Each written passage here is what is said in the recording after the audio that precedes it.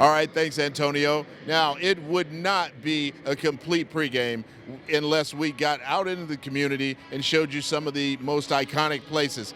This week we picked the Busy Bee Café here in Atlanta. It's an iconic restaurant, amazing food. I'm resisting the urge to lick my fingers, but here's a look at what they have at the Busy Bee Café.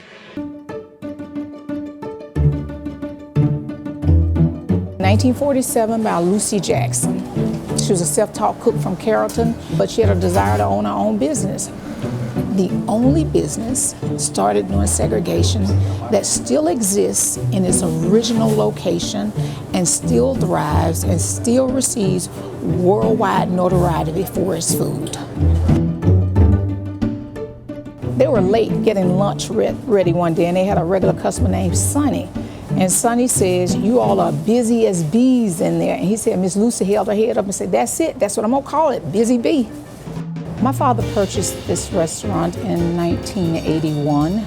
I came here in 1987 to help my father, who was ill and could no longer run the business. So I came in at the bottom, learned everything.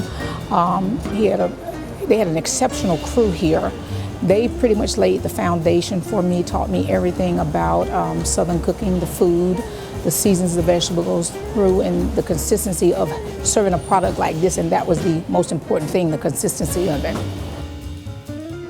They always sold original Southern cooking. When I came in, I expanded the menu, and not only did I expand it, I actually looked at each individual item to see, hey, how can we make it better? So fried chicken was something that I knew.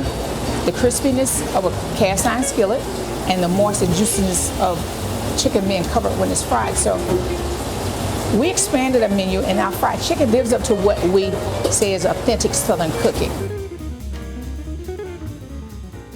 I think one of the most important parts of the history for Busy Bee was from the original owner, Lucy Jackson.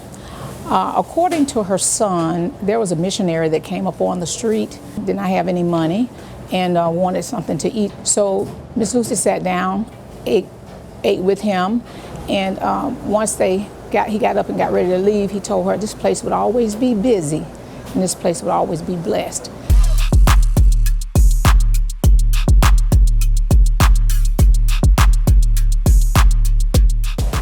During my tenure here, I would feed Dr. Lowry, Tyrone Brooks, Jesse Jackson when he comes to town, Andrew Young when he comes to town.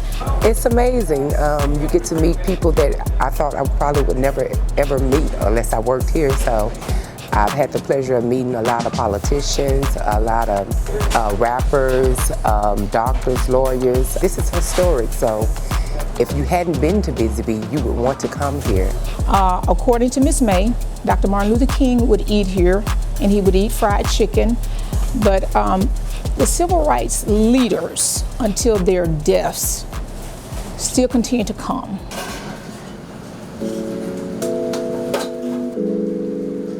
Our collard greens would be the top vegetable. Our collard greens, macaroni and cheese, we use fresh collard greens. They're cooked slow. The candy yams and the macaroni and cheese are virtually on every plate.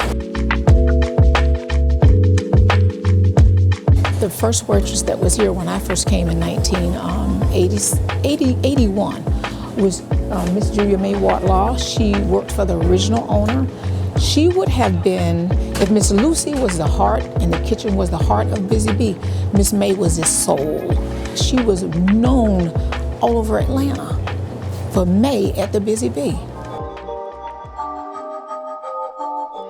I still have the commitment to what she started of authentic Southern cooking, understanding the product we make and being able to deliver it consistently. Because people relate food to family, to things that are familiar with them. And you know, if a grandparent prepared it or an aunt prepared it, the love that goes in it, because it has to be slow. It's not something that you can cook fast.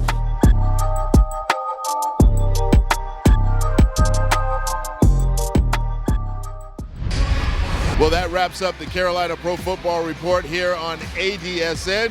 We'll see you after the game.